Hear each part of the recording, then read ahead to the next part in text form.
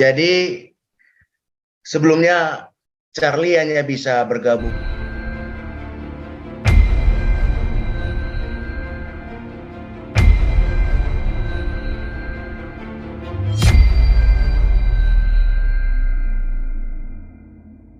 ke kita melalui video call sebentar lagi karena beliau saat ini dipercaya oleh pemerintah sedang membuat video klip Indonesia Kita Bisa untuk lagu PON pembukaan PON nasional nanti yang pembukanya di Jawa Barat.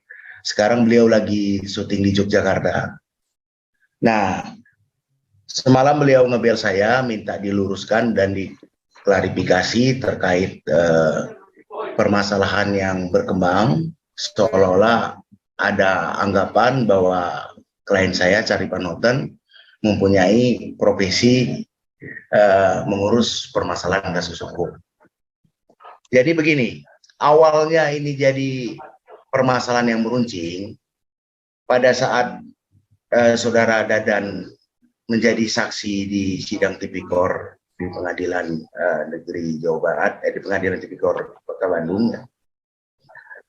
Saat ditanya oleh jaksa, Dadan mengatakan kenal dengan mantan sekretaris Mahkamah Agung itu melalui Charlie Van Houten. Menurut Charlie ini kan tidak ada hubungannya. Jadi kronologisnya begini, sekitar 5 dan 6 tahun yang lalu, Charlie kenal dengan Dadan Tri. Kalau tidak salah dia belum menjadi direktur Wika Beton. Nah setelah itu tidak ketemu lagi. Lalu beberapa tahun kemudian saat Charlie ada hubungan bisnis dengan mantan sekretaris Mahkamah Agung terkait lagu yang akan dibawakan oleh label mantan sekretaris tadi, tiba-tiba si Dadan itu ngebel. Posisi di mana, Li? Saya lagi dengan Bang Hasbi. Nah, terus Dadan berkata, oh aku kenal Hasbi itu katanya. Kebetulan istri saya mahasiswa dia bimbingan beliau. Artinya kan si Dadan itu sudah kenal dengan Hasbi. Namun tiba-tiba di dalam bukti pembacaan BAP saksi oleh jaksa penuntut umum KPK di pengadilan, Dadan sebagai saksi mengatakan kenal dengan mantan sekretaris Mahkamah Agung ini melalui Charlie Van Houten, padahal tidak ada hubungannya sama sekali. Menurut Charlie setelah itu selesai berhubungan tidak pernah ada komunikasi.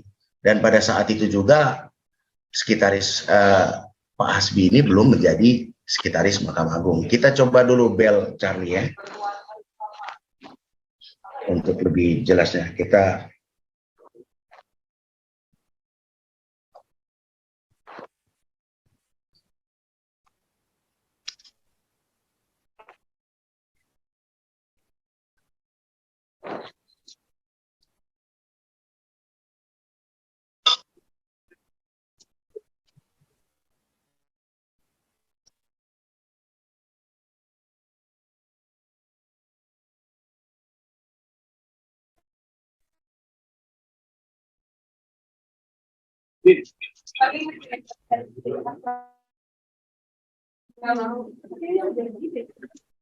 ya sambil kita menunggu mungkin ada pertanyaan.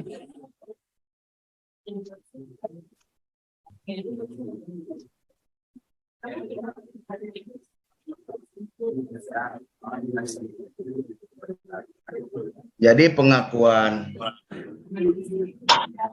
pengakuan saudara Hasbi di pengadilan itu sebenarnya terputus-putus, tidak dia teruskan. Jadi seolah-olah ini telah menjadi pemberitaan bahwa klien saya Charlie ini merupakan orang yang mengenalkan Dadan ke Pak Hasbi dalam upaya menangani perkara tersebut, perkara yang dia sedang hadapi.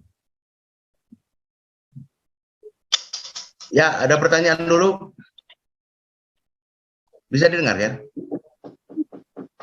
Ya, Bang Engki. Ya, Bang Heri masuknya gimana ya? Ya, didengar. Lollipop tok sama hot nggak? Gimana? Ya Bang Hengki, apa dengan ada kan disangkakan bahwa ini Charlie jadi terseret gitu ya ke permasalahan ini, padahal sebenarnya kan enggak gitu ya. Nah, Charlie sendiri kerugian yang didapat dengan ini apa sih, maksudnya dengan image-nya bahwa tersangkut dengan permasalahan kasus ini? Ya, permasalahan ini terutama mengganggu kredibilitas Charlie karena berita yang berkembang disinyalir Charlie ternyata seorang Markus dan lain sebagainya macam, kan itu yang jadi permasalahan Charlie itu, yang membuat dia tidak senang dengan kejadian ini. Memang kalau kita lihat dalam perspektif hukum, memberikan keterangan palsu itu tidak ada wewenang untuk Charlie karena ini diungkapkan di dalam muka persidangan sebagaimana diatur di pasal 242 itu kan bisa diancam 7 tahun. Dan kalau kita bicara ayat 2-nya, apabila itu merugikan terdakwa, itu bisa 9 tahun. Namun kewenangan ini kan perlu sinkronisasi kebenarannya, dan itu adalah hak JPU atau terdakwa untuk melakukan upaya ini. Ya, intinya berita yang berkembang, Charlie merasa dianggap orang yang mengurus kasus-kasus. Charlie tidak suka dengan stigma itu. Itulah kurang lebih. Padahal Dadan itu lebih dulu kenal dengan Pak Hasbi kalau menurut pengakuan Charlie. Karena bisa dibuktikan istrinya sendiri adalah mahasiswa bimbingan Pak Hasbi. Begitu. Sementara di dalam BAP kalau kita mendengar pembicaraan yang dibacakan oleh JPU KPK, Dadan mengatakan mengenal Pak Hasbi, sekretaris Mahkamah Agung itu melalui Charlie Van Houten. Itu yang tidak disenangkan oleh Charlie. Tidak ada hubungannya sama sekali dengan kasus ini. Begitu, Bu. Mungkin kan nggak sih nanti akhirnya Charlie juga dipanggil, kekhawatiran itu ya Bang, maksudnya dipanggil untuk menjadi saksi atau bagaimana dalam hal ini? Ya, ini Charlie, kita bicara dulu. Ya, mungkin bicara dulu. Terkait masalah kita, brother, coba Charlie berbicara sedikit dulu, bagaimana? Ini kedengaran nggak? Lagi tempat syuting. Gimana? Begini. Bentar.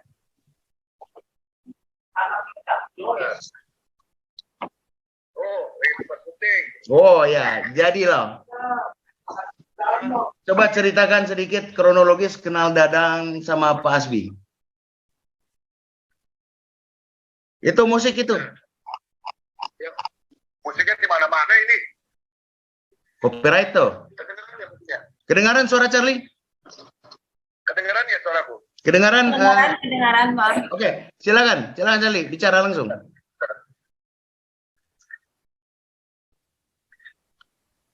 Ya, kedengaran kan? Kedengaran. Gimana? Ya, terkait perkenalan dengan Dadan Tri dan Pak Hasbi, sehingga Dadan Tri sendiri mengakui bahwa dikenalkan ke mantan sekretaris Mahkamah Agung itu melalui Charlie Van Houten. Itu zaman 5 tahun yang lalu ya. Jadi memang aku kenal ya teman kan, Dadan itu kan teman 4 tahun yang lalu tuh ya sering main bareng lah gitu maksudnya. Tapi udah lama juga nggak ketemu dan paling say hi, apa kabar gitu aja.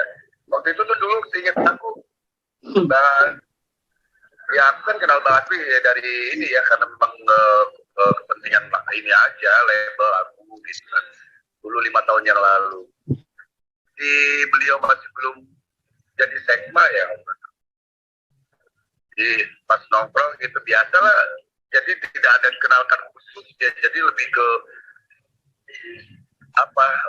say hi terus ini udah aku kenal gitu aja sih. Terus kebetulan kata Bang Hasbi itu juga istrinya pernah diajar murid gitu. Mereka dan dan oh iya salam, dan mereka kenal dan sampai sejauh ini aku sendiri nggak tahu hubungan mereka apa tuh, nggak ngerti sama sekali. Karena udah lama banget kan itu. Hampir ada 6 tahunan, 5 tahun lebih lah. Gitu. Gimana, brother? Ada pertanyaan nih? Ya, Bang Charlie, tapi cukup kaget nggak sih Bang dengan pemberitaan yang kemarin akhirnya menyeret Charlie juga dalam kasus ini? Iya kaget karena aku sendiri ya kagetnya loh kok, karena nggak ngerti sama sekali mereka ada kasus apa, terus ada hubungan apa, itu nggak ngerti, aku sama sekali nggak ngerti karena ya aku kan orang punya kesibukan juga kan gitu ya biasa aja, dan maksudnya nggak ada pernah intens berhubungan, terus dadan bisnis apa, Bang Hasbi ngapain, itu kan nggak pernah tahu aku. Nggak pernah ngerti, makanya pas kemarin ada berita begitu ya kaget juga gitu. Loh kok ada nama aku gitu. Itu udah 5 tahun lalu gitu, makanya jangan sampai terkesan aku yang tadi persoalan ini, aku sama sekali nggak tahu persoalan itu juga apa, terus mereka punya hubungan apa juga nggak ngerti. Aku sebagai orang kenal aja. Kang Charlie, boleh Kak, mungkin posisinya ada, maksudnya jangan jalan-jalan gitu biar gambarnya nggak goyang. Boleh Kak? Ya, ini nyari yang sepi tempatnya, soalnya di lokasi syuting di Jogja. Ya, gimana? Ya Kang, tapi gini, ini kan cukup kasus membuat nama Kang Charlie juga jadi punya image seperti tadi ya, ngurusin kasus-kasus gitu. Kang Charlie sendiri ada nggak sih kerugian yang didapat, misalnya berpengaruh terhadap sekarang ini proyek-proyek Akang atau gimana? Gimana? Ya, maksudnya dengan adanya kasus ini ada berpengaruh nggak sih kerugian kepada Charlie sendiri terhadap proyek-proyek yang sedang dijalani gitu? Oh enggak ada. Nah, aku sih lagi sibuk ini aja dalam kegiatan bikin album.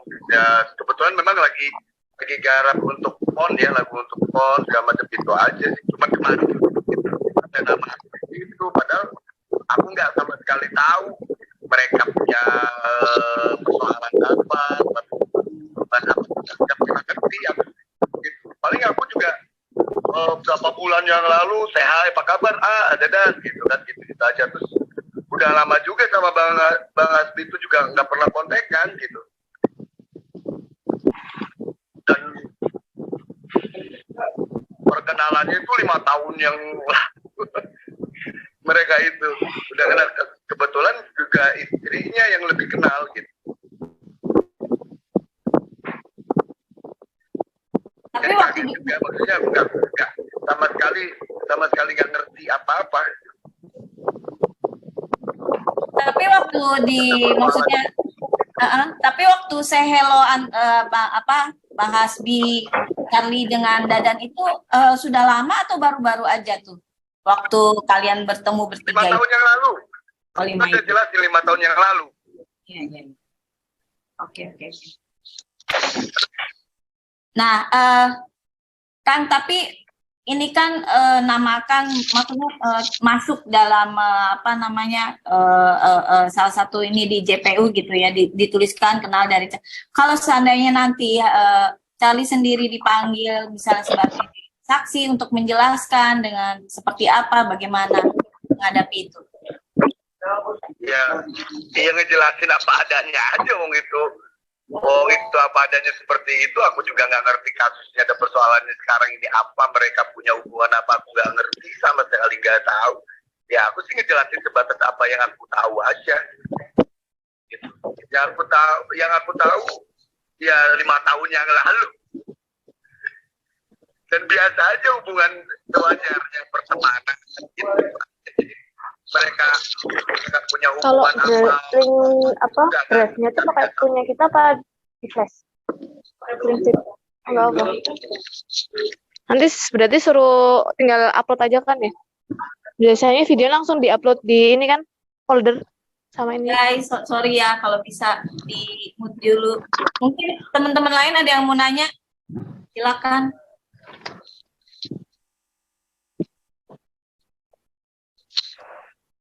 Halo. Ya, baik Kang Sali, nanti kita lanjut lagi ya. Udah bagus tuh. Nanti kita lanjut lagi, udah bagus. Udah terwakili. Ya, nanti Jadi gitu bang, maksudnya aku nggak tahu apa-apa, jadi nggak ngerti sama sekali. Kamu paham aja enggak? Gitu. Mereka punya, itu kan urusan mereka, bukan urusan saya. Tapi Charlie merasa ini nggak, maksudnya dampak image-nya jadi seperti tadi yang suka apa ya, ngurusin kasus atau jadi kayak maaf kayak apa ya, memperdagangkan inilah kasus-kasus kayak gitu. Kalau Charlie sendiri menanggapinya gimana? Jadi kan ada image seperti itu tuh di masyarakat. Khawatir. Makanya kan gini, kalau narasinya Charlie memperkenalkan dengan dari kasus ini kan, itu akhirnya orang akan berasumsi salah gitu loh. Makanya aku yang menggait seperti ada kasus dan segala macam. Padahal aku sendiri nggak ngerti, nggak tahu apa-apa. Mereka kenal kalau 5 tahun yang lalu juga udah kenal mereka, dan aku nggak pernah ngurusin mereka secara detail gitu loh. Mereka mau kemana, mereka mau seperti apa kan gitu. Kalau aku juga punya kehidupan sendiri. Makanya yang perlu harus diluruskan itu gitu loh. Memperkenalkan secara usul kan tidak 5 tahun yang lalu. Itu ya biasa aja mengalir kayak kita lagi ya berkumpul sama teman-teman seperti itu aja sih. Aku lagi sama Bang Asri, tiba-tiba ada dan telepon lagi sama saya, oh ini lagi sama Bang Asri, waktu itu masih di emang apa, oh kayaknya kenal tuh, itu pernah jadi oh iya salam, nanti tak salamin gitu aja. Terus kata Bang Asri, oh iya itu Dadan, saya kenal gitu kan. Nah akhirnya mereka saling kenal lagi. Ya, istrinya juga murid saya kata itu udah ya. Setelah itu nggak tahu apa-apa lagi gitu, nggak ngerti mereka berhubungan seperti apa, nggak sama sekali nggak tahu. Itu sih kronologisnya. Pak, filter 3 batang. Makanya kayak gitu. 7,5 kan ya? Pas 7,5.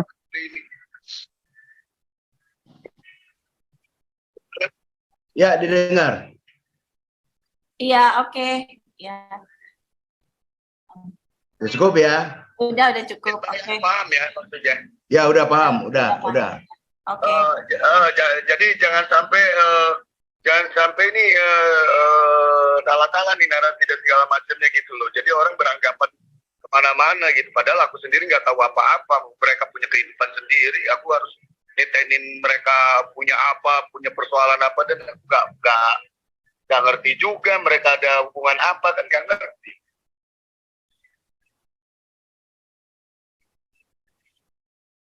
Ya, baik. Kalau kenal ya gitu loh. Kalau kenal ya gitu loh. Kenal baik iya gitu. Sama siapapun kan, nah, aku orang entertain ya kenal baik sama semuanya gitu kan. Sesama saling kenal, akhirnya mereka punya hubungan apa sejauh ini ya kita nggak tahu kan gitu. Apalagi di persoalan ini yang aku sendiri nggak tahu mereka persoalannya apa. Gitu sama sekali nggak ngerti gitu. Kalau dengan ya oke, ada pertanyaan lagi?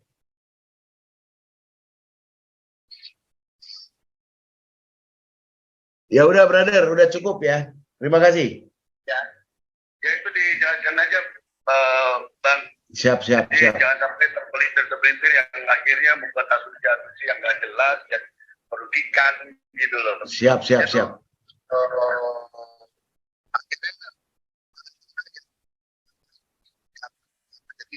Akhirnya gitu. Padahal aku sendiri nggak paham sama sekali. Mereka punya kasus apapun sampai detik ini nggak tahu. Gitu. Baik. Makasih brother, siap, siap. Saya luruskan. Tolong Siap. diteruskan teman-teman media juga jangan sampai yang enggak akhirnya muncul dan segala macam yang orang nggak ngerti apa-apa ini ke bawah-bawah yang nggak benar gitu.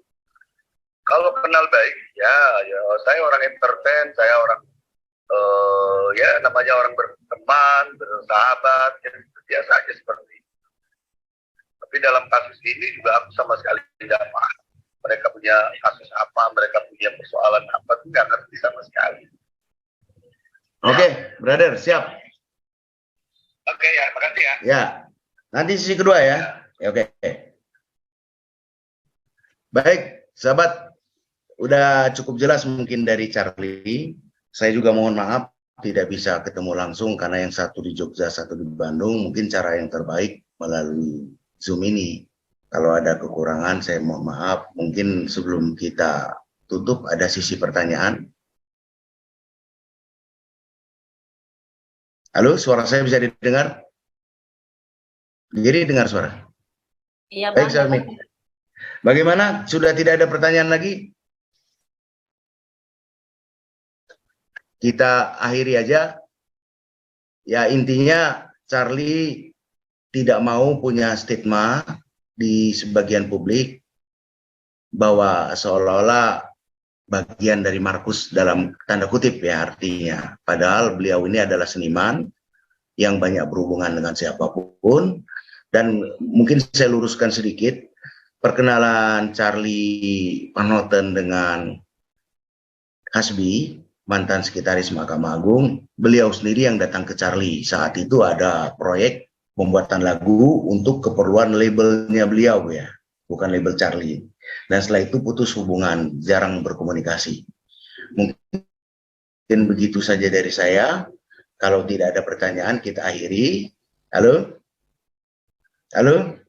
Tidak ada pertanyaan, cukup jelas? Udah jelas sih, Bang. Terima Aman, Bang. Ya. Nanti videonya kalian bisa rekam nggak? Kalau nggak, yang di sini dikirimkan. Ya. Videonya direkam dari sini ya. Oke, videonya kami kirimkan. Nomor HP saya nanti aku pakai Google apa? Nanti saya kirim pakai Google. Nomor HP saya 081 223 232 475. Nanti saya akan kirimkan ya rekaman ini. Jadi nomor HP saya 081 223 232 475. Mohon maaf atas segala kekurangannya. Kita akhiri saja. Wabillahi taufiq wal hidayah. Wassalamualaikum warahmatullahi taala wabarakatuh. Waalaikumsalam. Makasih, Bang. Sama-sama. Sama-sama. Jangan lupa ya 081 223 232 475.